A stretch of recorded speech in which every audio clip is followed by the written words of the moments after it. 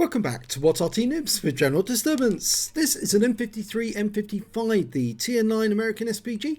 It's located on the south spawn of mines, and this one is under the command of Goliath Killer 1.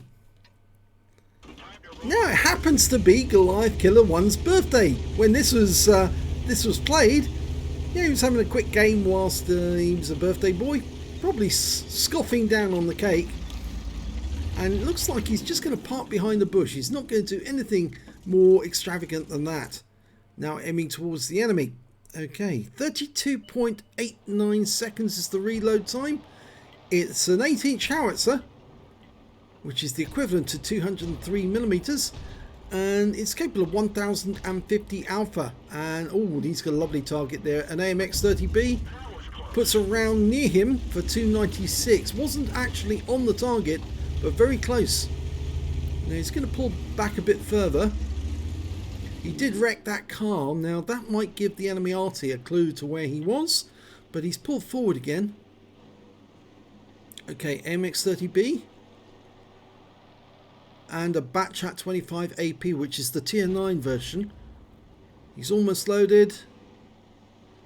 Looks like he's going to go for another shot and rounds out.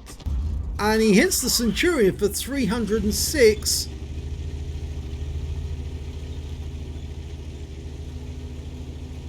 Now he's pulled way back, and that avoids the counter battery just in case the enemy Arties are aware of that. He's also got an M53, M55.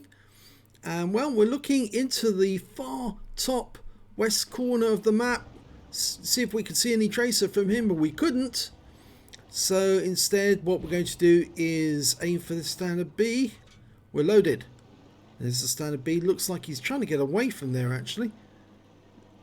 No, he's not actually. He's just angling to try and get a shot on our guys on the south approach to the hill. Instead we're going to go to the east side of the hill, and there's a pair of enemy tanks, a Mouse and an E100.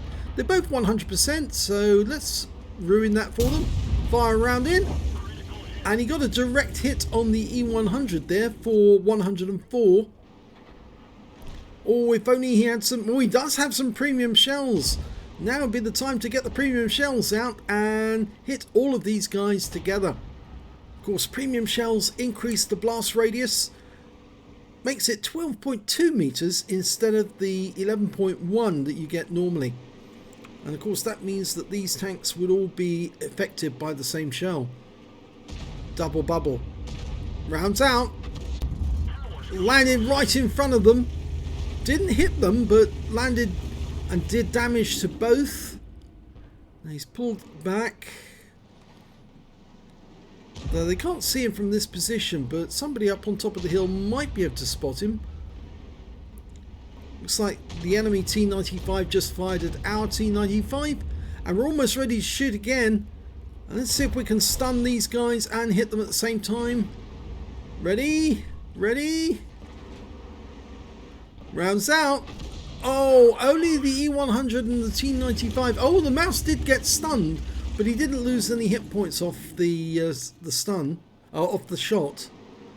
So he just lost some hit points off subsequent hits, and he's fixed his stun, pulling back. These guys are going to be easy kills the moment that Goliath Killer 1's ready and loaded. I think he's going to go for that T95 though. I'd be more tempted to go for the tank which has actually got more ammo, more hit points. He got the Mouse. Okay, just moves back a little, moves forward this time, getting closer.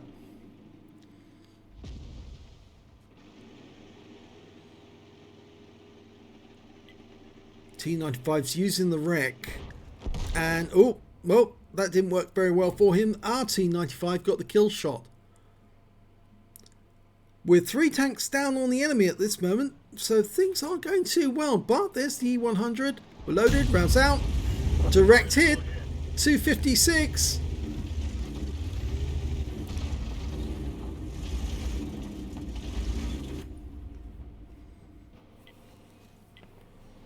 Only 14 hit points left on that E100.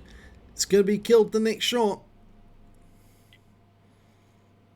All that guy really can do right now is hide behind those wrecks and pray that he doesn't get hit with the next shot.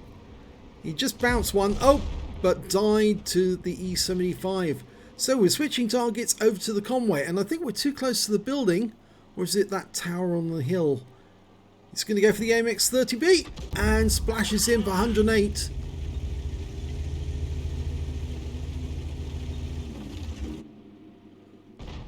Even small adjustments like he's doing at the moment are perfect for avoiding counter battery, because it will throw the enemy off as to precisely where you are in order for them to get a kill shot.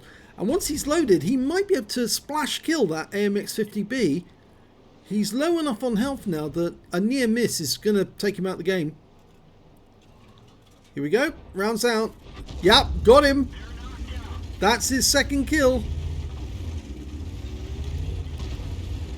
Now we're one tank above the enemy, so the team's managed to turn this one around, and that Conqueror just died a tragic death.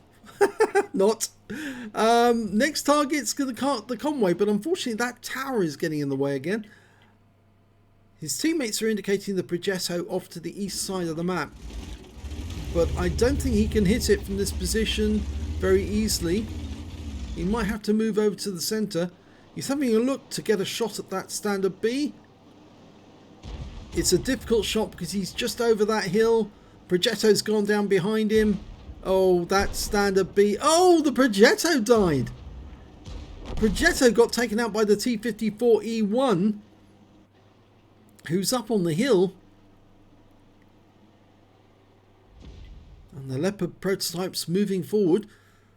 Now, we haven't got sight of the enemy tanks. They're actually on the hill at the moment.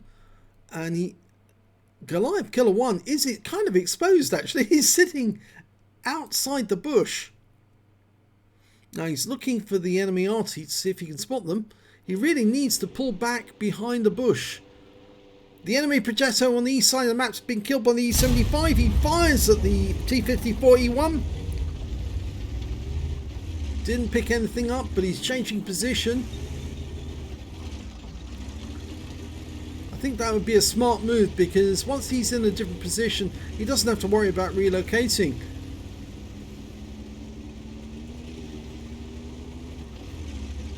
We're only one tank up on the enemy. He's actually decided to go to the middle and sit behind this bush. Oh, no, he's poked his way through the bush where he can be seen. Kind of odd.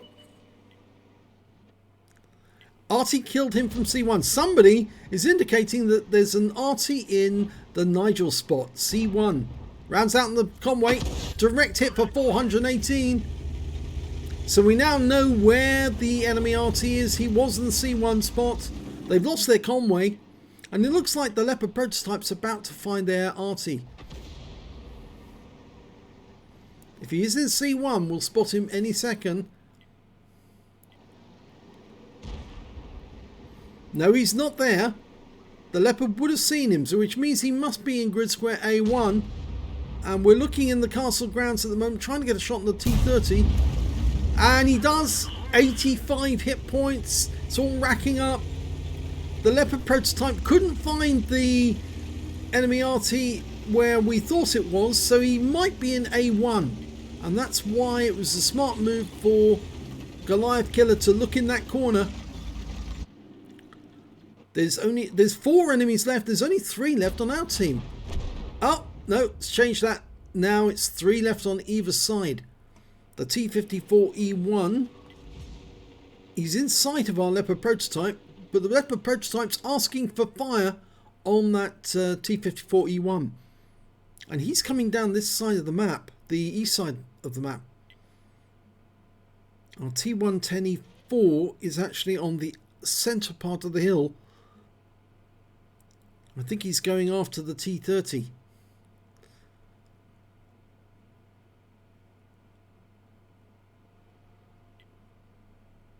He thinks the Leopard prototype thinks the enemy Arty is just behind the bushes in A2.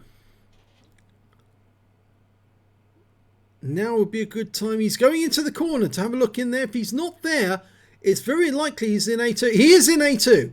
Okay, they now know he's in A2. And Goliath Killer 1 knows that. He's just said, where is he? he's in there.